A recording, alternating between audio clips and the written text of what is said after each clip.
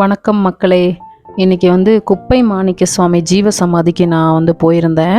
ரொம்ப நாளாக போகணுன்னு ஆசைப்பட்ட ஒரு கோயில், நினச்ச ஜீவ சமாதி. என்னால் போகவே முடியல. எவ்வளவோ தடங்களுக்கு அப்புறம் இப்போ தான் போக முடிஞ்சிச்சு. ஆக்சுவலாக கோயம்புத்தூர்லேருந்து நம்ம திருச்சிக்கு போனோம்னா சென்ட்ரல் பஸ் ஸ்டாண்டுங்க, திருச்சிராப்பள்ளி பஸ் ஸ்டாண்டு. அங்கேருந்து சத்திரம் பஸ் ஸ்டாண்டுக்கு நம்ம வரணும். சத்திரம் பஸ் ஸ்டாண்டுக்கு வர்றதுக்கு 7 ருபீஸ் தான் பஸ் சார்ஜ் பண்ணுறாங்க. லேடிஸ்க்கு ஃப்ரீ கவர்மெண்ட்டோட இது. சத்திரத்துலேருந்து நீங்கள் ஒரு ஆட்டோ எடுத்துக்கலாம். அங்கே பார்த்தீங்கன்னா நம்ம சத்திரம் பஸ் ஸ்டாண்டில் பேக் சைடில் பார்த்திங்கன்னா ஒரு பாலம் அப்படியே போயிட்டே இருக்கும். அங்கே பார்த்திங்கன்னா ராமலிங்கம் அப்படின்னு சொல்லிட்டு படித்துறை, அங்கே பார்த்திங்கன்னா காவேரி ஆறு இருக்குதுங்க. அங்கே பார்த்திங்கன்னா அங்கே தான் ஜீவ சமாதி இருக்குது. இந்த குப்பை மாணிக்க சாமி அவரோட ஜீவ சமாதி இருக்குங்க. ரொம்ப நாள் நினச்சது, என்னால் போகவே முடியலைங்க. வாழ்க்கையில் கஷ்டம், நான் கீழே இருக்கேன். எனக்கு வருமானத்தில், வேலையில், எல்லாத்துலேயுமே ஃபெயிலரு. எனக்கு எதுவுமே முன்னேற்றம் இல்லை. போகிற இடத்துல எல்லாம் ஃபெயிலியரு. எனக்கு கை தூக்கி விடுறதுக்கு யாருமே இல்லை. சொந்தம் பந்தம் எல்லாரும் கைவிட்டாலும் கடவுள் கைவிட மாட்டார். அதுவும் இல்லாமல் ஜீவ சமாதி பார்த்திங்கன்னா மனிதர்களாக இருந்து ஜீவ சமாதியாக இருக்காருங்க, கடவுளாக இருக்கார். இவரை போய் பாருங்கள். குப்பை மாணிக்க சுவாமி. இவர் இவரோட சொந்த ஊர் கரூருங்க. அப்புறம் பார்த்திங்கன்னா இவர் ஒரு மார்த்தான் சாமி அப்படிங்கிறவர்கிட்ட குருவாக இருந்து தீட்சை பெற்று அவர் சித்தராக இருக்காருங்க. நீங்கள் குப்பை வாழ்க்கை, அதாவது நான் குப்பை, எனக்கு ஒன்றுமே இல்லை அப்படின்னு நீங்கள் இவரை தேடி போனீங்கன்னா உங்களை மாணிக்கமாக மாற்றிடுவாருங்க. உங்களுக்கு வாழ்க்கையில் ஃபெயிலியர் இருக்காது. அது மட்டும் இல்லாமல் எவ்வளவோ பேர் நமக்கு அங்கே போகணும் இங்கே போகணும் அப்படின்லாம் நினச்சிருப்பீங்க. எனக்கு ரொம்ப தூரம் அந்த கோயிலுக்கு இந்த கோயிலுக்குன்னு. ஆனால் இவரை ஒரு தடவை போய் பாருங்கள், உங்கள் வாழ்க்கை மாறும். அது மட்டும் இல்லாமல் இந்த ஜீவ சமாதி ரொம்ப ரேருங்க, கண்டுபிடிக்கிறது கொஞ்சம் கஷ்டம்தான். ஆனால் நீங்கள் கண்டுபிடிச்சி போய் பார்த்துட்டீங்கன்னு வச்சுக்கோங்களேன், உங்கள் வாழ்க்கை மாறிடுங்க. எவ்வளோ பெரிய கஷ்டமாக இருந்தாலும் இவரோட சன்னதியில் அந்த ஜீவ சமாதி கிட்ட முட்டி போட்டு நீங்கள் கண்ணீர் விட்டு அவர்கிட்ட நீங்கள் சொல்லிட்டு ஒரு 10 நிமிஷம் தியானம் பண்ணிட்டு வந்துடுங்க. உங்கள் வாழ்க்கை மாறும். அது மட்டும் இல்லாமல் இவருக்கு பக்கத்திலே ஸ்ரீ பாபா சாமின்னு சொல்லி ஒரு ஜீவ சமாதி இருக்குதுங்க. இவர் கூடயே அவரும் பக்கத்திலே இருக்காருங்க. அவர்கிட்டயே நீங்கள் பிரார்த்தனை பண்ணிக்கலாம்.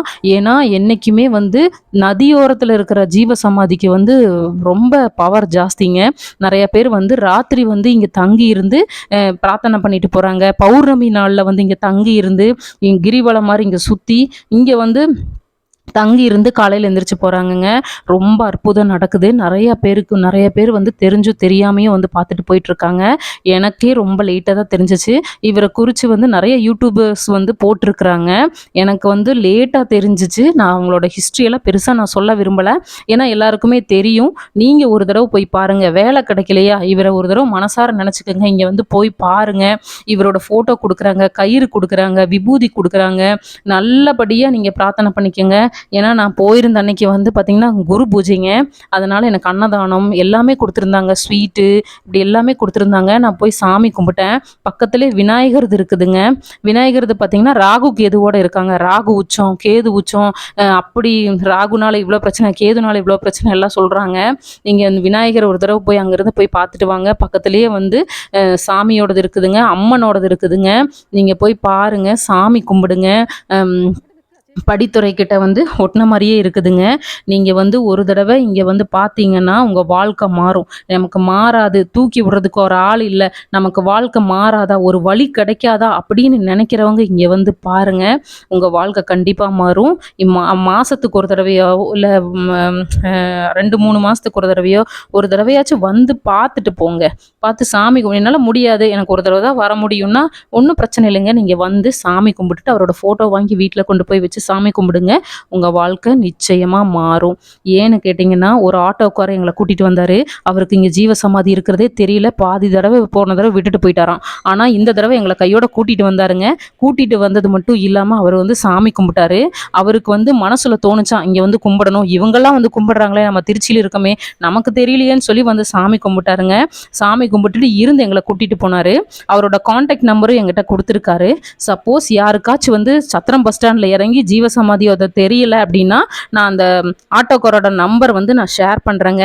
உங்களுக்கு தேவைப்பட்டுச்சுன்னா நீங்கள் கமெண்ட்ஸில் போடுங்க. நான் அவர் ஆட்டோக்கார் அவரோட டீட்டெயில்ஸ் நம்பர் நான் உங்களுக்கு தரேன்.